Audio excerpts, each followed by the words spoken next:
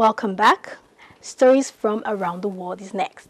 Amnesty International has lambasted Australia's deliberate systematic neglect and cruelty inflicted upon refugees kept on the open-air prison of Nauru Island in the Pacific Ocean. The London-based rights organization has released a detailed and shocking report titled Island of Despair about the refugees' desperate conditions on the island after months of research. It said Australian authorities have subjected asylum seekers to an elaborate and cruel system of abuse which blatantly violates international law. Amnesty and Nistat said the Australian government runs an open-air prison designed to inflict as much suffering as necessary to stop some of the world's most vulnerable people from trying to find safety in Australia.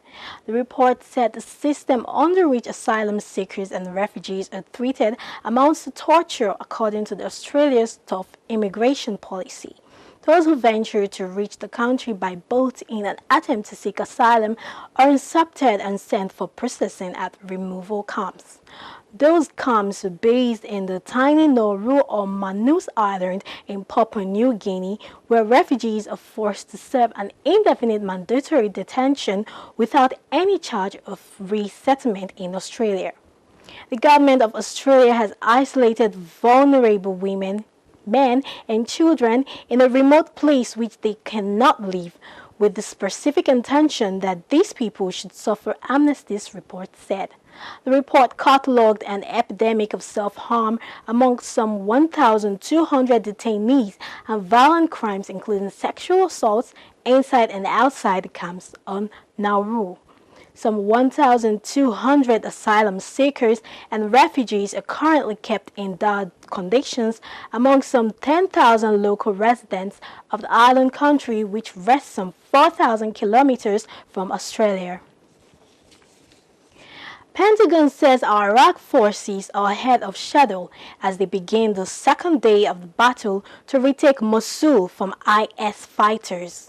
But Pentagon spokesman Peter Cook warned it could take some time, as it remains to be seen whether Islamic State IS would stand and fight.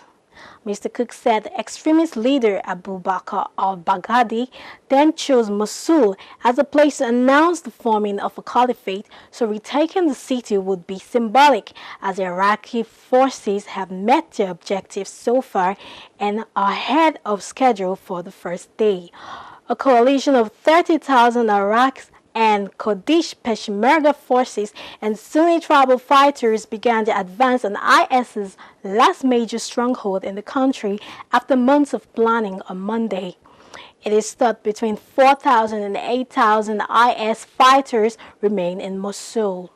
The Kurds seized several villages in the first few hours of the operation and announced on Monday evening they had achieved all their key objectives, including recapturing 200 square kilometers and 9 villages in under 24 hours after fighting continued overnight with IS militants attacking Iraq army tanks. Already, the Iraq government has dropped thousands of leaflets on Mosul telling residents what to do during the offensive. At least 20 people have died after a fire broke out in a hospital in eastern India, and dozens of patients were taken to the other medical facilities.